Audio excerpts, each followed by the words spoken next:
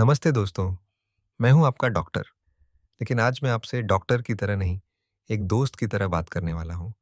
अगर मैं आपसे कहूं कि डायबिटीज़, ब्लड प्रेशर और मोटापा ऐसी बीमारियां हैं जो धीरे-धीरे शरीर को नुकसान पहुंचाती हैं और कई बार हमें पता भी नहीं चलता।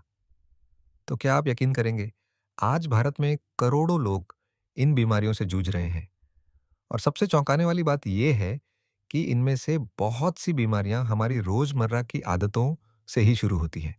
लेकिन अच्छी खबर ये है, अगर हम चाहें तो इन्हें रोका भी जा सकता है। क्योंकि आज जो बात मैं आपको बताने वाला हूँ, वो किसी मेडिकल स्टोर में नहीं मिलती।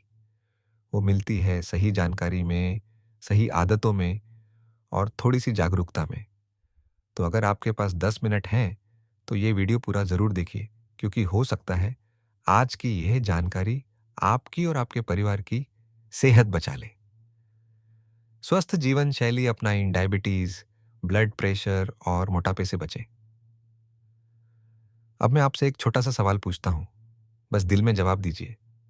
क्या आपके घर में या आपके किसी करीबी को डायबिटीज, ब्लड प्रेशर या मोटापा है?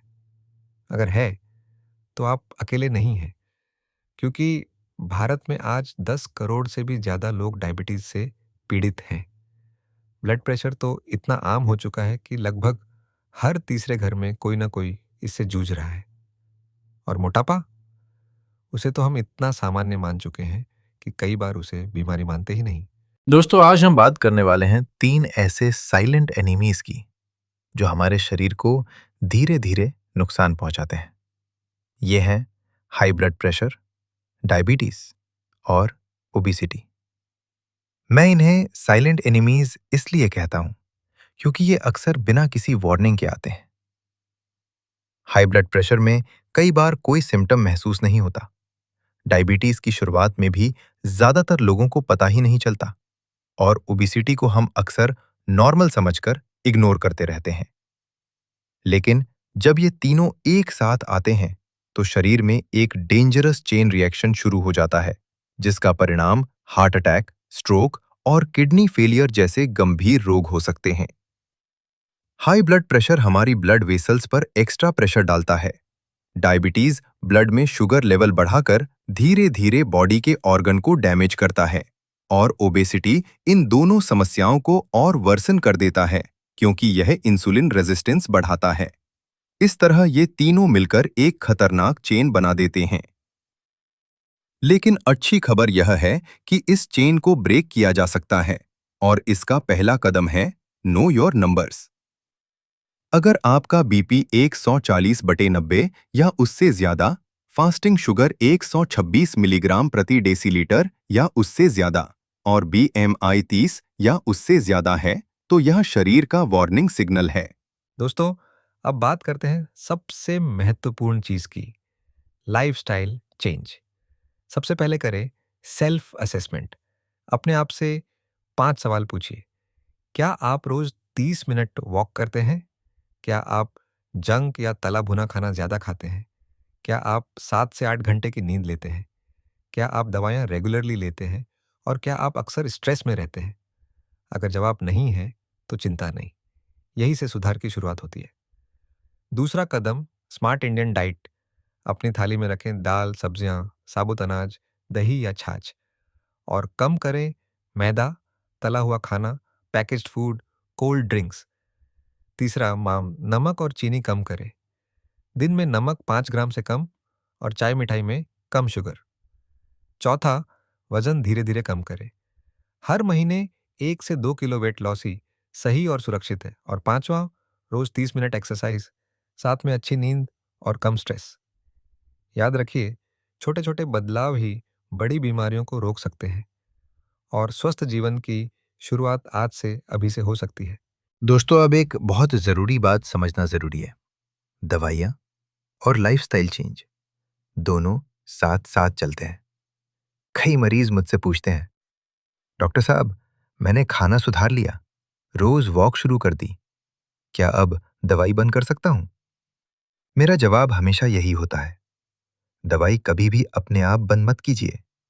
अच्छी लाइफस्टाइल से कई बार दवाइयों की जरूरत कम हो सकती है, लेकिन ये फैसला हमेशा आपका डॉक्टर ही करेगा।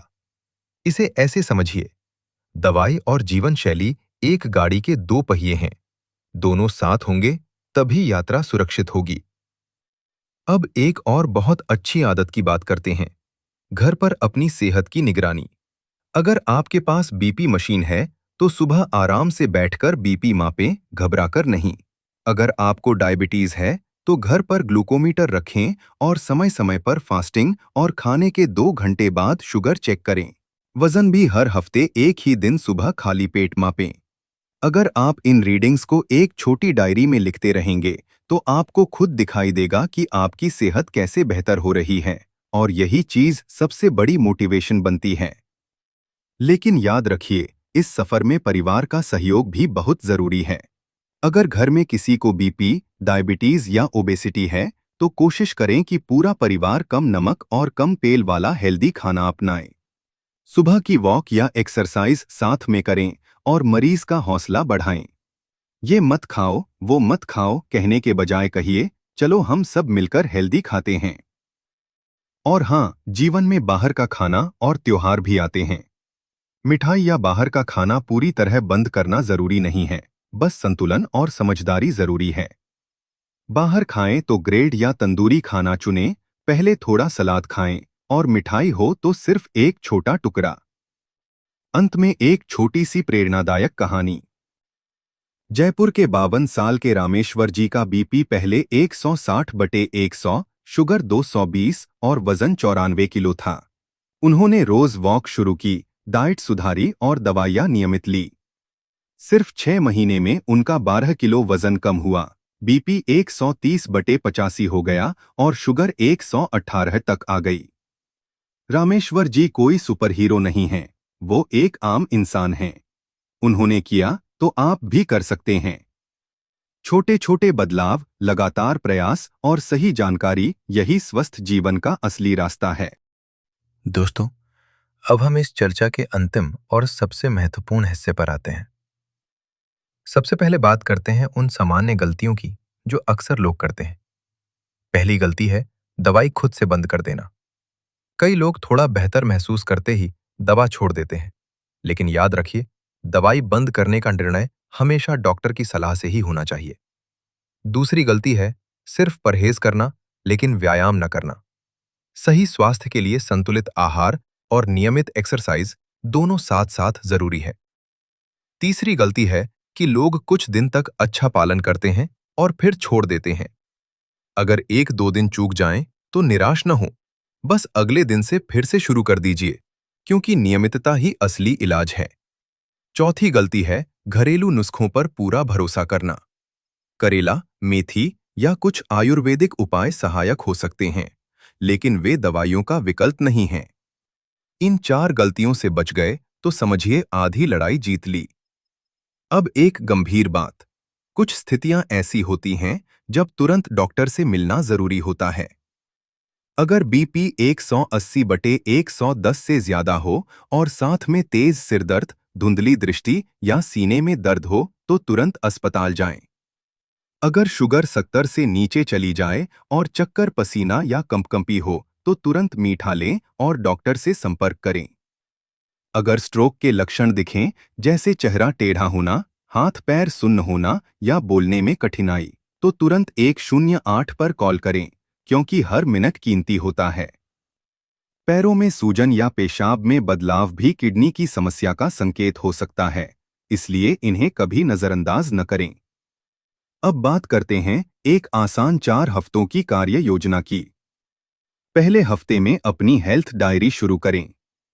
ब्लड प्रेशर, शुगर और वेट नोट करें और नमक चीनी कम करें।